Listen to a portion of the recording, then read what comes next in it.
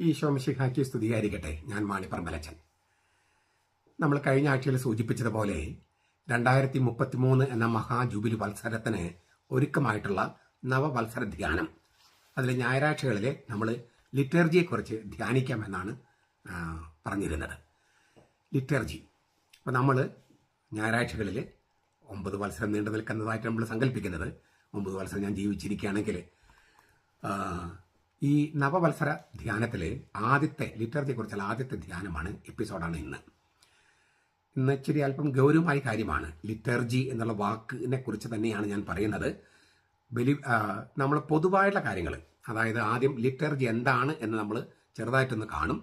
അത് കഴിഞ്ഞിട്ട് ലിറ്റർജിയുടെ സ്വഭാവം, അങ്ങനെ പൊതുവായ കാര്യങ്ങൾ ചർച്ച ചെയ്തതിന് ശേഷം നമുക്ക് ലത്തീൻ സഭയിലെ ലിറ്റർജി, സീറോ മലബാർ സഭയുടെ കുർബാന, പിന്നെ പലരും ആവശ്യപ്പെട്ടൊരു സംഗതിയാണ് ഈ ബെനഡിക്ട് മാർപ്പാപ്പയുടെ the spirit of the liturgy എന്ന ഗ്രന്ഥം. അതേക്കുറിച്ച് അതങ്ങനെ തന്നെ പറഞ്ഞാൽ മനസ്സിലാക്കാൻ ബുദ്ധിമുട്ടുണ്ട്. കാരണം 1918 സ്പിരിറ്റ് ഓഫ് ദ ലിറ്റർജി എന്ന പേരിൽ തന്നെ മറ്റൊരു പുസ്തകം എഴുതിയിട്ടുണ്ടായിരുന്നു. ബെനഡിക്ട് മാർപ്പാപ്പയല്ല, റൊമാനോ ഗുബർദീനി എന്ന് പറഞ്ഞ ഒരു ജർമ്മൻ പുരോഹിതൻ. രണ്ടാം വത്തിക്കാൻ സുനോദസിലെ ലിറ്റർജിയുടെ ചർച്ചകളൊക്കെ ആ പുസ്തകത്തിന്റെ വെളിച്ചത്തിലായിരുന്നു. ചെറിയൊരു പുസ്തകമാണ്. അതിലത്തെ പല കാര്യങ്ങളും യോജിച്ചുകൊണ്ടും പല കാര്യങ്ങളിലും യോജിക്കാതെയുമാണ് ബെനഡിക്ട് മാർപ്പാപ്പ അതേ പേരിൽ തന്നെ സ്പിരിറ്റ് ഓഫ് ദി ലിറ്റർജി ഇറക്കിയത് 1999. 1918 ഒന്നാം ലോകമയുദ്ധം കഴിഞ്ഞ സമയത്ത് ഇറങ്ങിയ ഒരു ഗ്രന്ഥം, ചെറിയൊരു ഗ്രന്ഥമാണ്. അതിലെ ചില ആശയങ്ങളോട് പൊരുത്തപ്പെട്ടും ചില ആശയങ്ങളെ എതിർത്തും കൊണ്ടാണ് ബെനഡിക്ട് മാർപ്പാപ്പ പുസ്തകം എഴുതിയത്. അപ്പോൾ നമുക്ക് ആ പുസ്തകത്തിലെ കാര്യങ്ങൾ അറിയില്ലെങ്കിൽ ബെനഡിക്ട് മാർപ്പാപ്പ പറയുന്ന കാര്യം മുഴുവൻ മനസ്സിലാകില്ല. അപ്പോൾ നമുക്ക് ഈ രണ്ട് പുസ്തകങ്ങളും കമ്പൈൻ ചെയ്തുകൊണ്ട്, രണ്ട് പുസ്തകത്തിന്റെ പേരും സ്പിരിറ്റ് ഓഫ് ദി ലിറ്റർജി എന്നാണ്. റൊമാനോ ഗുബർദീനി പിന്നെ ബെനഡിക്ട് മാർപ്പാപ്പ, രണ്ടുപേരും എഴുതിയത് ഒരേ പേരിലാണ്. കാരണം അത് രണ്ടും ഒരു സഭയിൽ ഒരു ദിശാബോധമുണ്ടാക്കിയ അല്ലെങ്കിൽ ഒരു വഴിത്തിരിവുണ്ടാക്കിയ രണ്ട് പുസ്തകങ്ങളാണ്. രണ്ടും സഭയിലെ പല കാര്യങ്ങളും ചെയ്തത് ഈ പുസ്തകങ്ങളുടെ വെളിച്ചത്തിലാണ്. അതിനാൽ നമുക്ക് അതേക്കുറിച്ചും നമുക്ക് ധ്യാനിക്കാം. അപ്പം അത് എങ്ങനെയൊക്കെ വേണമെന്ന കാര്യങ്ങളൊക്കെ നമുക്ക് ഈ ധ്യാനം മുന്നോട്ട് പോകുമ്പോൾ ആ സമയത്ത് എനിക്ക് യുക്തമെന്ന് തോന്നുന്ന തരത്തിൽ തോന്നുമ്പോൾ ഞാനത് ചെയ്യാം. ഇപ്പം നമ്മൾ പൊതുവായിട്ടുള്ള കുറേ കാര്യങ്ങൾ, അതായത് ലത്തീൻ സഭയിലെ ലിറ്റർജി ആണെങ്കിലും, സീറോ മലബാറിലെ ലിറ്റർജി ആണെങ്കിലും, മലങ്കരയിലാണെങ്കിലും, ഓർത്തഡോക്സ് സഭകളിലൊക്കെ ആണെങ്കിലും, യാക്കോബൈ സഭയിലാണെങ്കിലും, അതായത് ലിറ്റർജി ഉള്ള സഭകളൊക്കെ പൊതുവായുള്ള കുറേ കാര്യങ്ങൾ എല്ലാ സഭകളിലുണ്ട്. സവിശേഷമായ കാര്യങ്ങളുണ്ട്, പൊതുവായ കാര്യങ്ങളുണ്ട്. അപ്പോൾ നമുക്ക് പൊതുവായ കുറേ കാര്യങ്ങൾ നമുക്ക് ആദ്യം ധ്യാനിക്കാം. ഇന്ന് നമ്മൾ തുടക്കത്തിൽ ആദ്യത്തെ എപ്പിസോഡിൽ നമ്മൾ നോക്കുന്നത് റോമാലേഖനത്തിലെ 15-ാമത്തെ അധ്യായം 16-ാമത്തെ വാക്യമാണ്.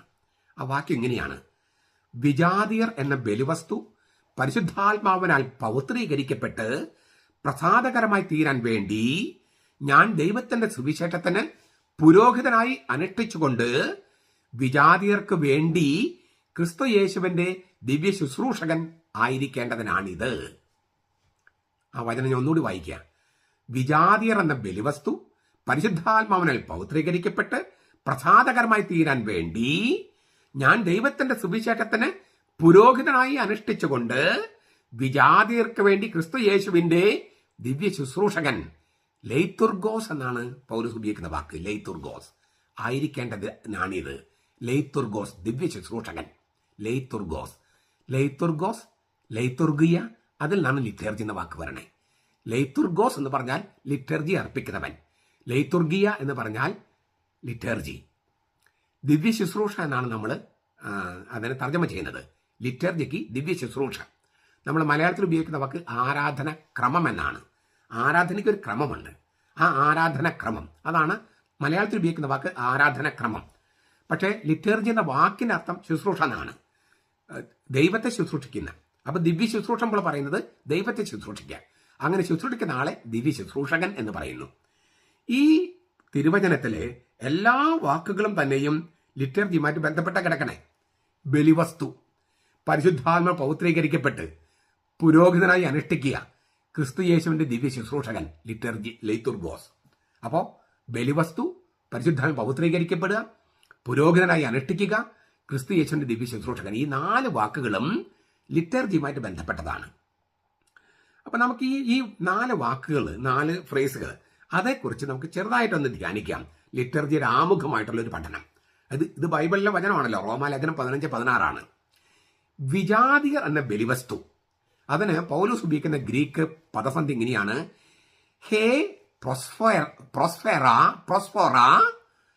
ടോൻ എത്നോൻ. ഹേ പ്രോസ്ഫോറ ടോൻ എത്നോൻ. എത്നോൻ, എത്നോസ്, എത്നിക് എന്ന വാക്ക് നമുക്ക് ഇംഗ്ലീഷിൽ അറിയാം. എത്നിക് അല്ലേ, വംശീയം എന്ന് സാധാരണ പറയുന്നത്. വിജാതീയര്, വംശീയ ജനം, പുറജാതിക്കാര്, ജനതകള്, ഈ അർത്ഥങ്ങളിലാണ് ബൈബിളിൽ ഈ എത്നോസ് എന്ന വാക്ക് ഉപയോഗിച്ചിരിക്കുന്നത്. എത്നോസ് എന്ന വാക്കിന് പുറജാതിക്കാര് അല്ലെങ്കിൽ വിജാതീയര്, ചിലപ്പോൾ നമ്മൾ ജനതകൾ എന്ന് തർജ്ജമ ചെയ്യും. ജനം എന്ന് പറയുന്നത് ഇസ്രായേൽ ജനം, തിരഞ്ഞെടുക്കപ്പെട്ട ജനം. ജനതകൾ എന്ന് പറഞ്ഞാൽ പുറജാതിക്കാര്. വംശീയ ജനം എന്നും ചിലപ്പം തർജ്ജമ ചെയ്യാം. അപ്പോ ടോൻ എത്നോൻ, വിജാതീയർക്ക് വേണ്ടി അല്ലെങ്കിൽ വിജാതീയർ എന്നാണ് ഉദ്ദേശിക്കുന്നത്. വിജാതീയര്. പ്രൊസ്ഫോറ എന്ന വാക്കിന് ബലി എന്നോ, ബലിവസ്തു എന്നോ, വഴിപാട് എന്നോ, കാഴ്ചയർപ്പണം എന്നോ, ദാനം എന്നോ, അല്ലെങ്കിൽ ബലിയർപ്പിക്കുന്ന പ്രവൃത്തി എന്നൊക്കെ അർത്ഥമുണ്ട്.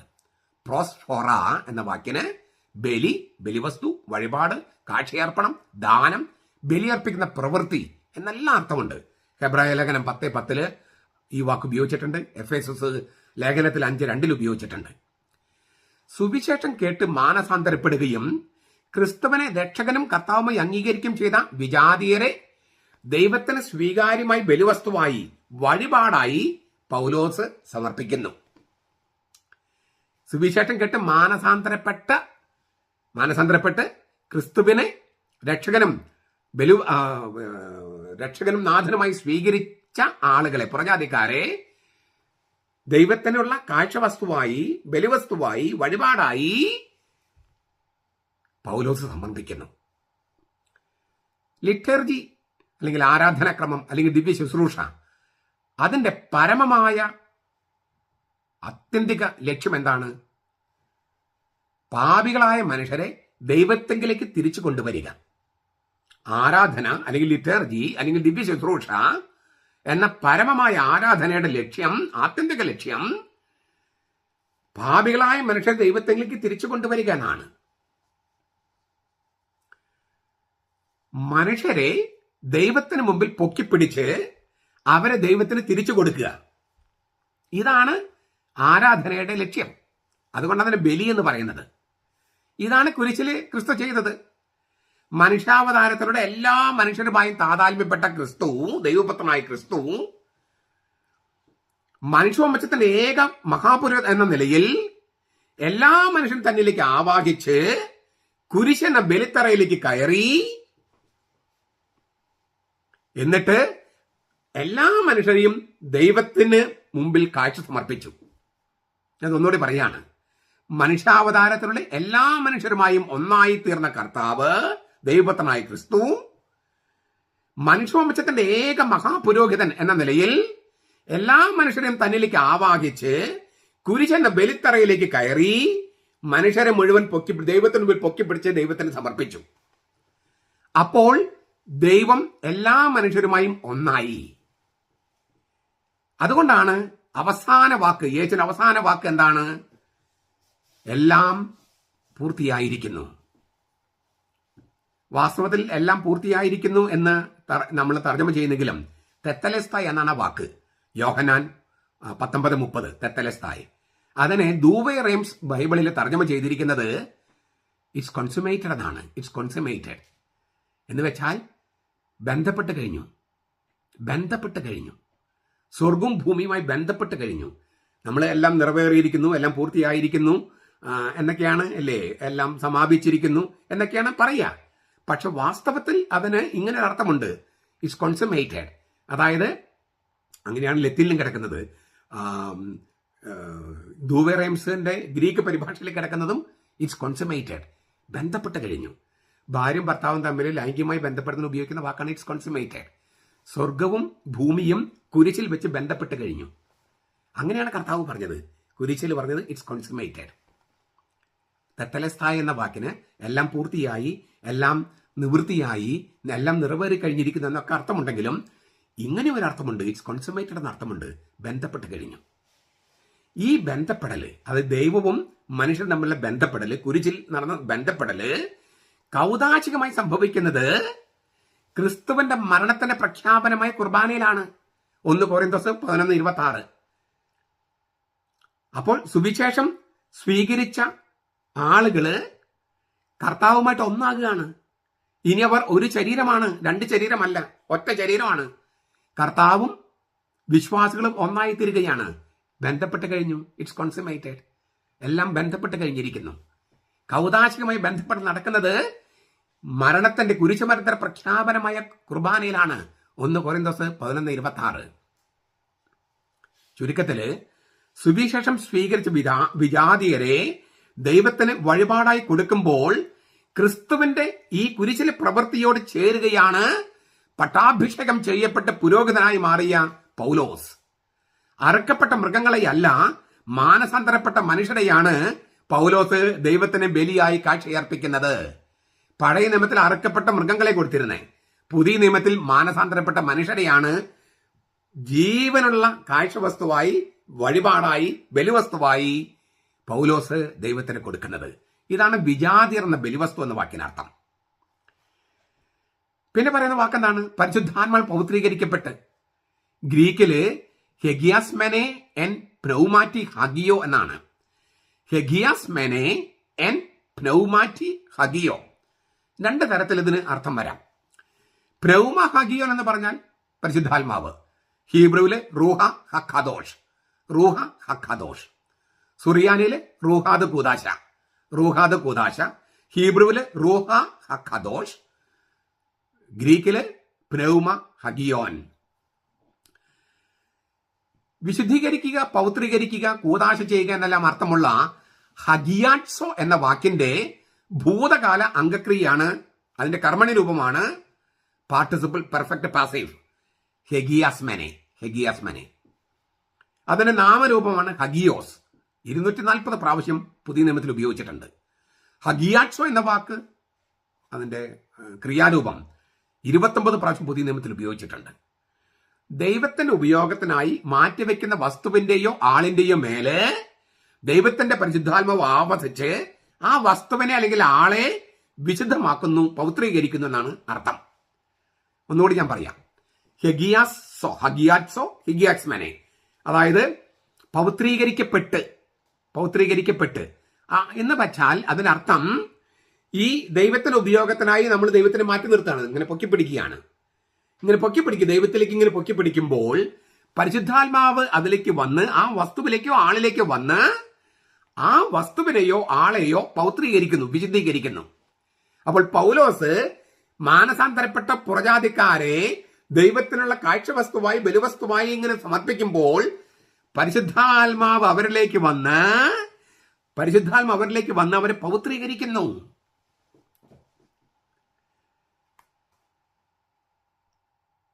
മൂന്നാമത്തെ വാക്ക് പുരോഹിതനായി, പുരോഹിതനായി. ഹിയറോർഗയോ എന്നാണ് പൗലോസ് ഉപയോഗിക്കുന്ന വാക്ക്.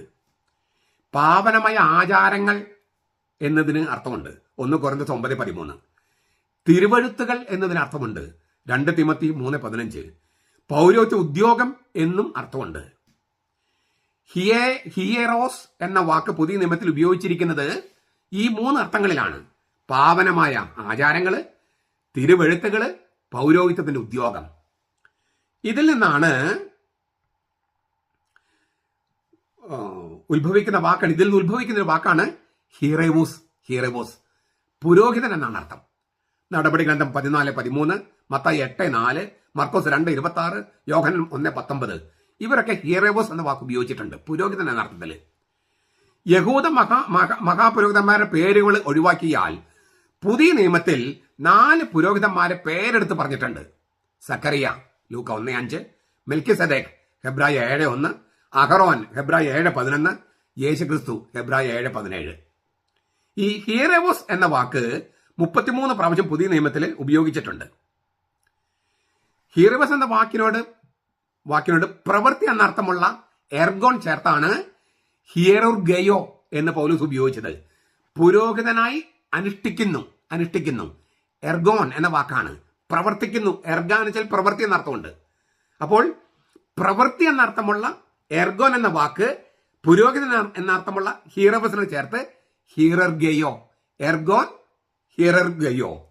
ഹിയറവോസ് പുരോഹിതൻ, എർഗോൻ പ്രവൃത്തി. ഹിയറർഗയോ എന്ന് പറഞ്ഞാൽ പുരോഹിതനായിട്ട് പുരോഹിത പ്രവൃത്തി ചെയ്യുന്നു. പുരോഹിതന്റെ പ്രവൃത്തി ചെയ്യുന്നു. നിങ്ങൾ ബുദ്ധിയുള്ള ആരാധനയായി നിങ്ങൾ ശരീരങ്ങളെ വിശുദ്ധിയും ദൈവത്തിന് പ്രസാദവുമുള്ള സജീവ ബലിയായി അർപ്പിക്കുമെന്ന് പൗലോസ് ആഹ്വാനം ചെയ്തിട്ടുണ്ട് റോമാലേഖനം 12:1. നിങ്ങൾ ബുദ്ധിയുള്ള ആരാധനയായി നിങ്ങളുടെ ശരീരങ്ങളെ വിശുദ്ധിയും ദൈവത്തിന് പ്രസാദവുമുള്ള സജീവ ബലിയായി സമർപ്പിക്കുമെൻ. ആ ആശയം കുറെ കൂടെ ശക്തമായി അവതരിപ്പിക്കുകയാണ് ഹിയറർഗയോ എന്ന വാക്കുപയോഗിച്ചിട്ട്.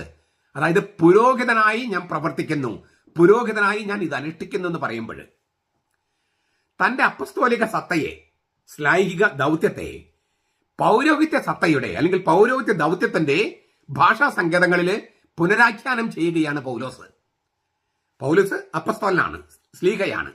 അപ്പൊ സ്ലീഹയുടെ ദൗത്യം, ശ്ലൈഹിക ദൗത്യം പുരോഹിത ദൗത്യവുമായിട്ട് പുരോഹിത ദൗത്യമായിട്ട് അല്ലെങ്കിൽ പുരോഹിത സത്തയായിട്ട് പുനരവതരിപ്പിക്കുകയാണ്. വിജാതിർ എന്ന ബലിവസ്തു പരിശുദ്ധാത്മാവിൽ പൗത്രീകരിക്കപ്പെട്ട് പ്രസാദകരമായി തീരാൻ വേണ്ടി ഞാൻ ദൈവത്തിന്റെ സുവിശേഷത്തിന് പുരോഹിതനായി പ്രവർത്തിക്കുന്നു, പുരോഹിതനായി അനുഷ്ഠിച്ചുകൊണ്ട് വിജാതിയർക്ക് വേണ്ടി ക്രിസ്തു യേശുവിന്റെ ദിവ്യശുശ്രൂഷകനായിരിക്കുന്നു.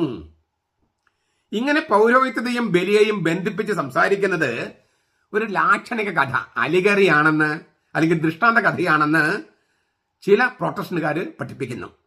അവരുടെ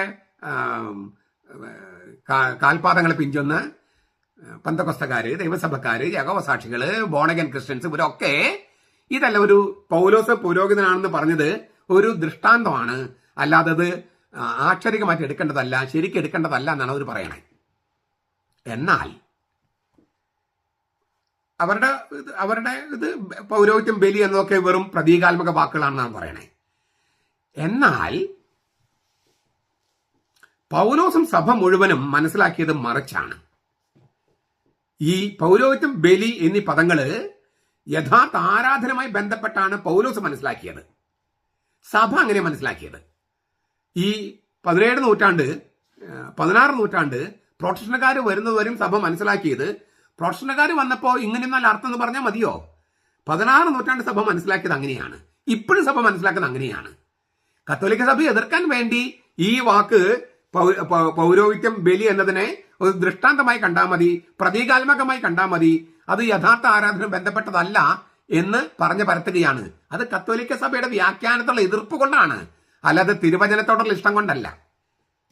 തിരുവചനത്തിൽ പൗലോസ് പറയുന്നതും സഭ മനസ്സിലാക്കിയതും ആദിമസഭ മനസ്സിലാക്കിയതും സഭാപിതാക്കന്മാർ മനസ്സിലാക്കിയതും പൗരോഹിത്യം, ബലി എന്നീ വാക്കുകള് യഥാർത്ഥ ആരാധനയുമായി ബന്ധപ്പെട്ടാണ് പൗലോസ് പഠിപ്പിച്ചത് എന്നാണ്. പൗലോസിന്റെയും സഭ മുഴുവന്റെയും വീക്ഷണത്തില് ഭൗതിക ബലികൾ, അതായത് മൃഗബലികളാണ് പ്രതീകാത്മക ബലികൾ. പൗലോസിന്റെയും സഭയുടെയും വീക്ഷണത്തിൽ ഭൗതിക ബലികൾ എന്ന് പറയുന്ന മൃഗബലികൾ അതാണ് പ്രതീകാത്മകം. അല്ലാതെ പൗലോസ് ഉപയോഗിക്കുന്ന പൗരോഹിത്യം, ബലി എന്ന വാക്കുകളല്ല പ്രതീകാത്മകം. പൗലോസ് ഉപയോഗിക്കുന്നത് യഥാർത്ഥ ആരാധനയുടെ അർത്ഥത്തിൽ തന്നെയാണ്, യഥാർത്ഥ ബലിയുടെ അർത്ഥത്തിൽ തന്നെയാണ്. എന്തുകൊണ്ടാണ് ഭൗതിക ബലി അല്ലെങ്കിൽ മൃഗബലികൾ പ്രതീകാത്മകം എന്ന് പറയണേ? പുതിയ നിയമത്തിലെ സകല ആളുകളും പറയുന്നതിന് കാരണം എന്തുകൊണ്ടാണ്? ഈ മൃഗബലികൾ അവരുടെ ആശയം, സങ്കല്പമൊക്കെ ഗംഭീരമാണ്. പക്ഷേ അവയ്ക്ക് തന്നെ സ്വയം നിവർത്തിക്കാൻ കഴിയാത്ത എന്തിനേയോ എത്തിപ്പിടിക്കാൻ ശ്രമിക്കുകയാണ്. രക്തച്ചൊരിച്ചിൽ കൂടാതെ പാപമോചനമില്ല, ഹെബ്രായ ലേഖനം 9:22. പക്ഷേ സമർപ്പിച്ചതോ മൃഗങ്ങളെയാണ്. മൃഗങ്ങളുടെ രക്തത്തിന് പാപങ്ങൾ മോചിക്കാൻ കഴിവുണ്ടോ? ഇല്ല. പക്ഷെ പാപമോചനം കിട്ടാനുള്ള മോഹമുണ്ട്. അപ്പൊ രക്തച്ചൊരിച്ചിൽ വേണം പാപമോചനം കിട്ടാൻ. അപ്പൊ മൃഗങ്ങൾ അർപ്പിക്കുകയാണ്. പാപമോചനം കിട്ടാനുള്ള മോഹമുണ്ട്, പക്ഷെ സമർപ്പിക്കുന്നത് അപര്യാപ്തമാണ്. അവയ്ക്ക് സ്വയമേവ എത്തിപ്പിടിക്കാൻ പറ്റാത്തൊരു സംഗതിയാണ് മൃഗങ്ങള്. ആ മൃഗങ്ങൾ അർപ്പിക്കുകയാണ്, പക്ഷെ സങ്കല്പം കേമമാണ്. അതുകൊണ്ടാണ് അവ പ്രതീകാത്മകം മാത്രമാണ്. മൃഗബലികള് ഭൗതിക ബലിയാണ്, പ്രതീകാത്മക ബലിയാണ്. അവയ്ക്ക് സ്വയമേവ എത്തിപ്പിടിക്കാൻ പറ്റാത്ത ഒന്ന് സമർപ്പിക്കുന്നത് കൊണ്ട്.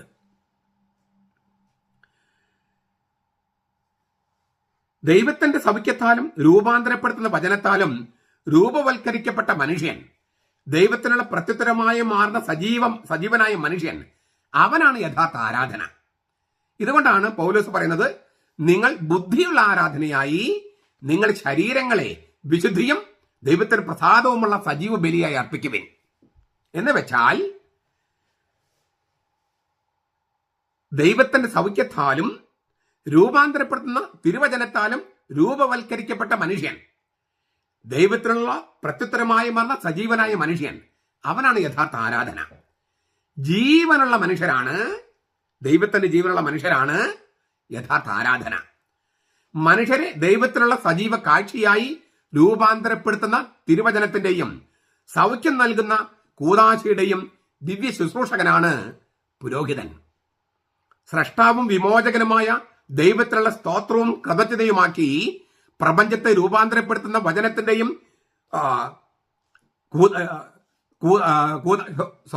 സ്രഷ്ടാവും വിമോചകനുമായ ദൈവത്തിലുള്ള സ്തോത്രവും കൃതജ്ഞതയുമാക്കി പ്രപഞ്ചത്തെ രൂപാന്തരപ്പെടുത്തുന്ന വചനത്തിന്റെയും കൂദാശയുടെയും ശുശ്രൂഷകനാണ് പുരോഹിതൻ. തന്നെ കുരിശിൽ തിരുമുൽ കാഴ്ചയെ സമർപ്പിച്ച ക്രിസ്തുവാണ് സാക്ഷാൽ മഹാപുരോഹിതൻ.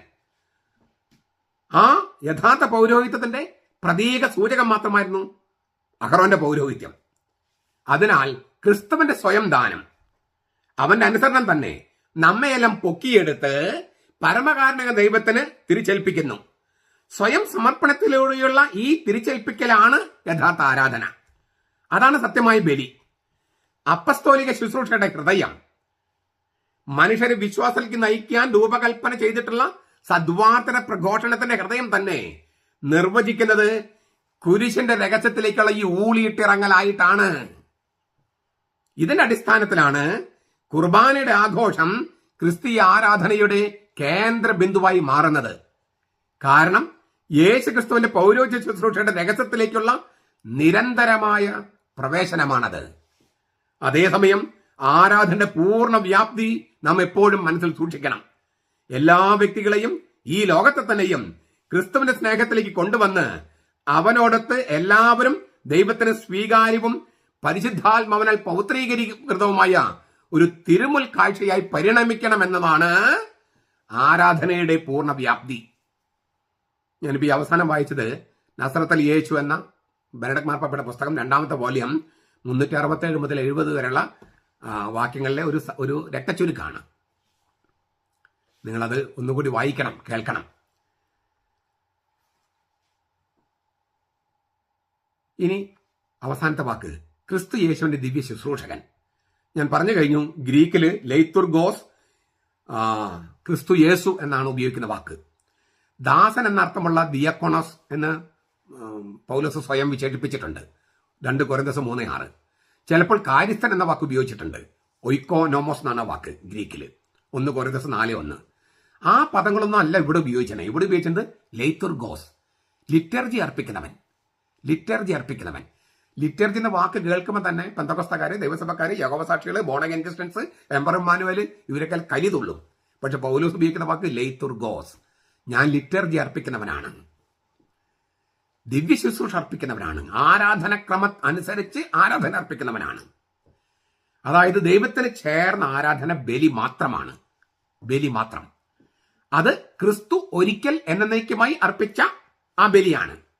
ആ ബലിയുടെ ആഘോഷമാണ് ലിറ്റർജി അഥവാ ദിവ്യ ശുശ്രൂഷ. ക്രിസ്തു ഒരിക്കൽ എന്നേക്കുമായി അർപ്പിച്ച കുരിശിലെ ബലി അത് ആവർത്തിക്കാൻ പറ്റില്ല, ആവർത്തിക്കേണ്ട കാര്യമില്ല. പക്ഷേ ആഘോഷിക്കണം. ഈ നിമിഷത്തിലേക്ക് അത് കൊണ്ടുവരണം അതിന്റെ ഫലങ്ങൾ. ആ ആഘോഷത്തിൽ നമ്മൾ ഉൾച്ചേരുന്നത് അങ്ങനെയാണ്. അല്ലെങ്കിൽ അത് ഭൂതകാലത്തെ ഒരു സംഭവം മാത്രമായിട്ട് നിൽക്കും. ഈ ഒരിക്കൽ എന്നേക്കുമായി യേശു അർപ്പിച്ച ബലി ഇന്ന് അത് സജീവമായി നിലനിർത്തുന്നത് കൂദാശകളിലൂടെയാണ്. ആ കൂദാശയുടെ അർപ്പണത്തെയാണ് ലിറ്റർജി എന്ന് പറയുന്നത്. ആ ബലി, ഒരിക്കൽ എന്നേക്കും അർപ്പിച്ച ബലി ഇപ്പോൾ ആഘോഷിക്കുന്നു ഈ നിമിഷത്തില്, ഈ വർത്തമാനത്തില്. കാരണം ജീവിക്കുന്ന ദൈവമാണ് ക്രിസ്തു. അവൻ ഇന്ന് സന്നിഹിതമാകുകയാണ്. ഇതെന്റെ ഓർമ്മയ്ക്കായി ചെയ്യുവനെന്ന് അവൻ പറഞ്ഞു. അവന്റെ മരണം പ്രഖ്യാപിക്കുമ്പോൾ അവൻ സന്നിഹിതമാകും. യേശു ഭൂതകാലത്തില് ഒതുങ്ങി നിൽക്കുന്ന ആളല്ല, വർത്തമാനത്തിൽ ജീവിക്കുന്നവനാണ്, ഭാവിയിലും ജീവിക്കുന്നവനാണ്. യേശു ക്രിസ്തു ഇന്നലെയും ഇന്നും നാളെയും ഒക്കെ ഒന്ന് തന്നെ. ആ ക്രിസ്തുവിനെ സജീവമാക്കുന്ന, സന്നിഹിതമാക്കുന്ന കർമ്മമാണ് ലിറ്റർജി. ദൈവത്തിന് ബലിയർപ്പിക്കുന്നവനാണ് ലെയ്തുർഗോസ്. ബലിയർപ്പിക്കണമെങ്കിൽ പട്ടാഭിഷേകം അഥവാ വാഴിക്കപ്പെടൽ വേണം. പൗലോസിന് പട്ടാഭിഷേകമുണ്ട്. മഹാപുരോഹിതനായി ക്രിസ്തുവിന്റെ പുരോഹിതനായി ക്രിസ്തുവിനാൽ വാഴിക്കപ്പെട്ട വ്യക്തിയാണ് പൗലോസ്. ദേവാലയത്തിൽ പുരോഹിതന്റെ ദിവ്യ ശുശ്രൂഷയോടാണ് പൗലോസ് വിജാതീയർക്കുള്ള തന്റെ ശ്ലൈഹിക ദൗത്യത്തെ തുലനം ചെയ്യുന്നത്. ക്രിസ്തീയ ജീവിതത്തെ ദൈവത്തിന് കൊടുക്കുന്ന ബുദ്ധിയുള്ള ആരാധനയായി പൗലോസ് അവതരിപ്പിച്ചു. നമ്മൾ കണ്ടു കഴിഞ്ഞു അത്. അതിനാൽ ദേവാലയത്തിൽ ആരാധന അർപ്പിക്കുന്ന ലെയ്തുർഗോസ് ദിവ്യ ശുശ്രൂഷകന്റെ വിശുദ്ധ ജോലിക്ക് തുല്യമാണ് ക്രിസ്തുവിന്റെ സുവിശേഷം പ്രഘോഷിക്കുന്നത്. ദൈവവചനം പ്രഘോഷിക്കുന്നതാണ് ലിറ്റർജിക്കൽ പ്രവൃത്തി. അത് ദിവ്യ ആരാധനയുടെ പ്രവൃത്തിയാണ്. റോമാലേഖനം 11:13, 2 കൊരിന്ത്യർ 3:3, ഫിലിപ്പിയ ലേഖനം 2:17. ദൈവകൃപയുടെ ശുശ്രൂഷകരായിരുന്നു പഴയ നിയമത്തിലെ പ്രവാചകന്മാർ എന്നും അതിനാൽ പുതിയ നിയമത്തിലെ സ്ലീഹന്മാരെയും പ്രവാചകന്മാരെയും ദിവ്യ ശുശ്രൂഷകർ എന്ന് വിളിക്കുന്നത് എത്രയോ ഉചിതമാണ് എന്നും റോമായിലെ ക്ലെമന്റ് പറഞ്ഞിട്ടുണ്ട്. അതായത് 3ാമത്തെ 4ാമത്തെ മാർപ്പാപ്പിയാണ്. ക്രിസ്തുവർഷം 92 മുതൽ 100 വരെ റോമയിൽ മാർപ്പാപ്പിയായിരുന്ന ആളാണ് ക്ലെമന്റ്. ക്രിസ്തുവർഷം 92 മുതൽ 100 വരെ എന്ന് വെച്ചാൽ അപ്പസ്തോലന്മാരുടെ കാലയളവിൽ അങ്ങേയറ്റം ചേർന്ന് നിൽക്കുന്ന പത്രോസ് തന്നെയാണ് ഈ ക്ലെമന്റിനെ മെത്രാനായി വാഴിച്ചതെന്നാണ് പാരമ്പര്യം. ആ ക്ലെമന്റ് പറയാണ് ദൈവകൃപയുടെ ശുശ്രൂഷകരായിരുന്നു പഴയ നിയമത്തിൽ പ്രവാചകന്മാര്. അപ്പോൾ സ്ലീഹന്മാര്, പുതിയ നിയമത്തിൽ സ്ലീഹന്മാരും പ്രവാചകന്മാരും ദിവ്യ ശുശ്രൂഷകർ എന്ന് തന്നെയാണ് വിളിക്കപ്പെടേണ്ടത്. കാരണം ക്രിസ്തുവിലുള്ള കൃപയുടെ ദിവ്യ ശുശ്രൂഷകരാണ്, ലിറ്റർജി അർപ്പിക്കുന്നവരാണ് സ്ലീഹന്മാരും ഈ പ്രവാചകന്മാരും. ചുരുക്കത്തില് പൗലോസിന്റെ വാക്കുകൾ റോമാലേഖനം 15:16 ലിറ്റർജി എന്താണെന്നും യഥാർത്ഥ ആരാധന എന്തെന്നും ലിറ്റർജി അർപ്പിക്കുന്നത് പുരോഹിതനാണെന്നുമുള്ള കാര്യങ്ങൾ എഴുതിയിട്ടുണ്ട്. ഞാൻ ഈ പറഞ്ഞ കാര്യങ്ങളൊക്കെ നല്ല ഇച്ചിരി കട്ടിയായ കാര്യങ്ങളാണ്. നമ്മൾ ആദ്യത്തെ ക്ലാസ് തന്നെ കട്ടിയിൽ തുടങ്ങുന്നതിൽ ഞാൻ സോറി ചോദിക്കുകയാണ്. പക്ഷെ ഇത് നിങ്ങൾ പല പ്രാവശ്യം കേൾക്കുക. ഈ ബൈബിളിൽ നിന്ന് തന്നെ തുടങ്ങാമെന്ന് ഞാൻ വിചാരിച്ചതിന് കാരണം, കട്ടിയാണെങ്കിലും ബൈബിളിൽ തുടങ്ങാൻ കാരണം നമ്മൾ പലപ്പോഴും വിചാരിക്കുന്നത് ലിറ്റർജി എന്ന് പറഞ്ഞാൽ സഭയുണ്ടാക്കിയ ഒരു പാരമ്പര്യമാണെന്നാണ്. അതായത് ബൈബിളിലില്ലാതെ കത്തോലിക്ക സഭ എവിടെന്നോ കണ്ടെത്തിയത്, ചിലർ പറഞ്ഞ കോൺസ്റ്റന്റൈൻ ചക്രവർത്തി കണ്ടെത്തിയത്, കണ്ടുപിടിച്ചത് അല്ലെങ്കിൽ അവതരിപ്പിച്ചു എന്നൊക്കെയാണ്. ഇത് ഞാൻ ബൈബിളിൽ നിന്ന് തുടങ്ങാൻ കാരണം റോമാലേഖനം എഴുതപ്പെടുന്നത് AD 57 AD 57. ആ 57 തന്നെ ക്രിസ്തു 57 തന്നെ പൗലോസ് പറയാണ് താൻ ചെയ്യുന്നത് ഈ സുവിശേഷ പ്രഘോഷണം പുരോഹിത പ്രവൃത്തിയാണ്, കൊടുക്കുന്നത് മനുഷ്യരെയാണ്. ഈ മനുഷ്യരെ കൊടുക്കുന്നതിന് പ്രതീകമാണ് അപ്പവും വീഞ്ഞും. കർത്താവ് അങ്ങനെ ചെയ്തു, അപ്പവും വീഞ്ഞെടുത്തു, എന്നിട്ട് കൃതജ്ഞതാ സ്തോത്രം ചെയ്തു. എന്നിട്ട് ഇത് എന്റെ ശരീരമാണ്, ഇത് എന്റെ രക്തമാണ്. അവന്റെ ജീവൻ ഈ അപ്പത്തിലും വീഞ്ഞിലും വെച്ചു. അങ്ങനെ അവന്റെ ജീവൻ തന്നെ അവൽ വെച്ചത് കൊണ്ടാണ് ഇത് ഞാനാണ്, ഇത് എന്റെ ജീവനാണ് അവൻ പറയുന്നത്. മാത്രമല്ല ഉത്ഥാനം ചെയ്തിട്ട് കർത്താവ് ആദ്യം ചെയ്ത കാര്യം കുർബാന അർപ്പിക്കല എമ്മാവൂസില്. അപ്പൊ കുർബാന തുടങ്ങുന്നത് ഉത്ഥാനത്തിന്റെ അന്നാണ്. പിന്നെ 40 ദിവസത്തേക്കും പ്രത്യക്ഷപ്പെട്ട് അവരോടൊപ്പം ഉപ്പ് ഭക്ഷിച്ചു. കുർബാന അർപ്പിച്ചെന്ന് അർത്ഥം ആ വാക്കിന്. നടപടി ഗ്രന്ഥം 1-ാമത്തെ അധ്യായം 3-4 വാക്യങ്ങൾ. ഞായറാഴ്ചകളിൽ അവൻ പ്രത്യക്ഷപ്പെട്ടു, വീണ്ടും ശുശ്രൂഷയാണ്. അപ്പൊ കുർബാന എന്ന് പറയുന്ന ലിറ്റർജി എന്ന് പറയുന്ന ആരാധന, ഈ സുവിശേഷ പ്രഘോഷം എന്ന് പറഞ്ഞ ആരാധന, അത് പുരോഹിത പ്രവൃത്തിയാണ്. അത് പൗലോസ് പറയുന്നു, യേശു പറയുന്നു. അതിനാൽ ഈ ലിറ്റർജിയും പൗരോഹിത്യവും ചേർന്ന് പോകുന്നു. അത് ബൈബിളിലുള്ള സംഗതിയാണ്, ക്രിസ്തു ചെയ്ത സംഗതിയാണ്, പൗലോസ് ചെയ്ത സംഗതിയാണ്, പത്രോസ് ചെയ്ത സംഗതിയാണ്. അല്ലാതെ കോൺസ്റ്റന്റൈൻ ചക്രവർത്തി 4-ാം നൂറ്റാണ്ടിൽ കണ്ടെത്തിയതല്ല. ഇത് മനസ്സിലാക്കാൻ ഞാൻ ആ വായിച്ച ഭാഗങ്ങൾ നിങ്ങൾ ഒന്നുകൂടി 2-3 പ്രാവശ്യം കേട്ട് നോട്ടൊക്കെ എടുക്കണം. കാരണം നമുക്ക് 9 കൊല്ലം നീണ്ടു നിൽക്കുന്ന ഒരു ധ്യാനമാണ്. ഇതിൽ നിങ്ങൾക്ക് സംശയങ്ങളുണ്ടെങ്കിൽ നിങ്ങൾ ചോദിക്കുക. നമുക്ക് അങ്ങോട്ടും ഇങ്ങോട്ടും കൺട്രിബ്യൂട്ട് ചെയ്ത് ധ്യാന ചിന്തകളൊക്കെ നിങ്ങൾ എനിക്കും പറഞ്ഞു തരിക, ഞാൻ നിങ്ങൾക്കും പറഞ്ഞു തരിക. അങ്ങനെ നമുക്ക് ഒരുമിച്ച് ധ്യാനിച്ച് ഈ കുർബാന എന്ന് പറയുന്ന ആരാധനക്രമത്തിലും മറ്റ് ലിറ്റർജികളുടെ ശുശ്രൂഷകളിലൊക്കെ കുറെ കൂടി അർത്ഥം തിരിച്ചറിഞ്ഞ് കർത്താവിലേക്ക് കുറേ കൂടി അടുപ്പമുള്ള ശുശ്രൂഷയായിട്ട് അത് രൂപാന്തരപ്പെടാൻ നമുക്ക് പരിശ്രമിക്കാം, പ്രാർത്ഥിക്കാം.